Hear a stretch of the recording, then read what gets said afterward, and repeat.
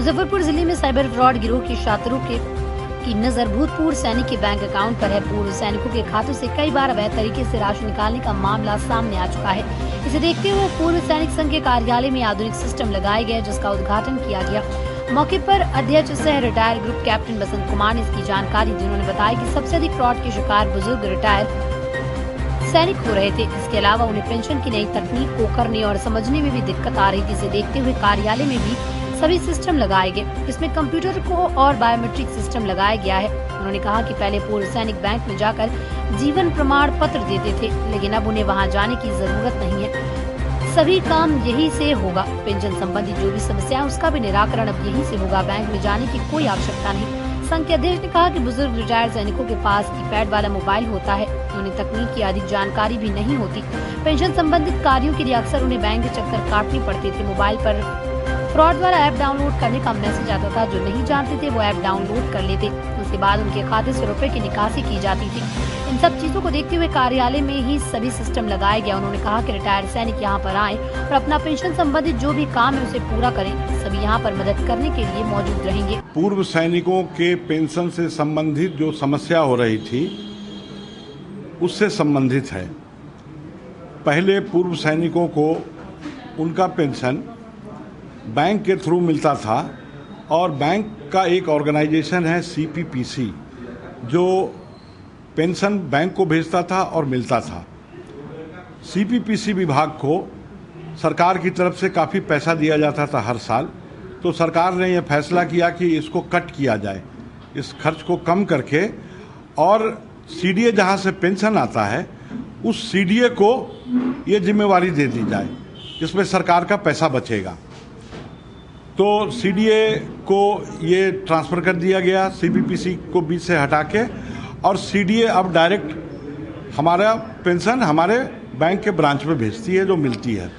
लेकिन उसमें एक समस्या आ गई कि ये इलेक्ट्रॉनिक सिस्टम हो जाने के कारण सारे लोगों को अपना CPPC से ट्रांसफ़र करा के और CDA के साइट पे जाना था, जिसको कि स्पर्श बोलते हैं। तो सब लोगों को स्पर्श में रजिस्ट्रेशन कराना था अपने PPO के साथ, अपने एड्रेस के साथ। जिले के औराई और बांद्रा में आवारा कुत्तों का आतंक दिन प्रतिदिन बढ़ते जा रहा है। बांद्रा प्रखंड की तिपरी पंचायत में आवारा कुत्तों ने 25 से ज्यादा लोगों को काटकर घायल कर दिया। वहीं आवारा कुत्तों के काटने से इलाके में हड़कंप मचा रहा।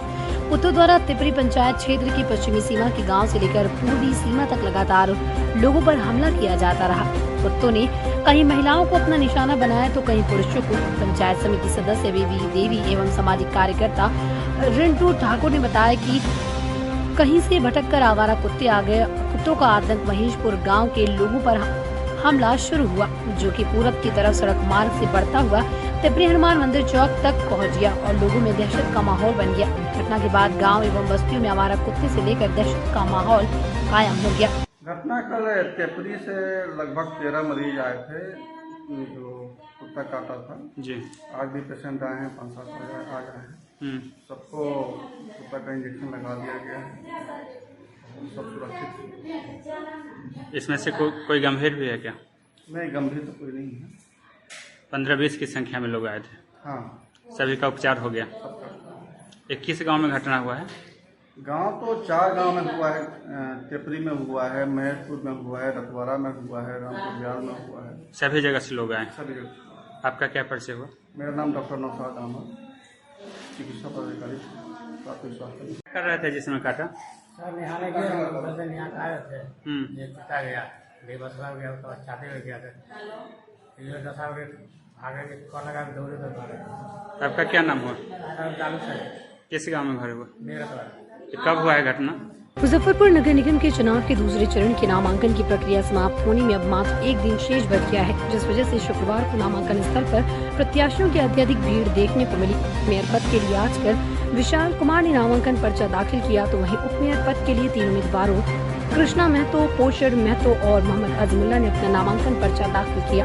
आज से पहले 5 उप मेयर पद के लिए नामांकन हो चुके थे और आज 3 नंबर नामांकन होने से अभी तक कुल 8 उम्मीदवार सामने आ चुके हैं। वहीं मेयर पद के लिए आज से पहले 11 नामांकन हो चुके थे और आज 1 नामांकन होने से 12 उम्मीदवार सामने आ चुके हैं। एक दिन शेष बचा है नामांकन में, जिसके बाद पूरी तस्वीर सामने आ जाएगी।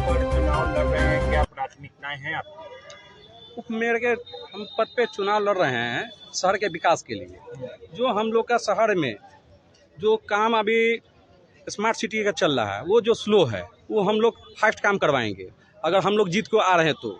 और नल जल योजना का, रोड नाला का, जितनी समस्या अभी जो है हम लोग जीत के आएंगे, नया बोर्ड बनेगी, नई सरकार आएगी, हम लोग काम नए ढंग से करेंगे।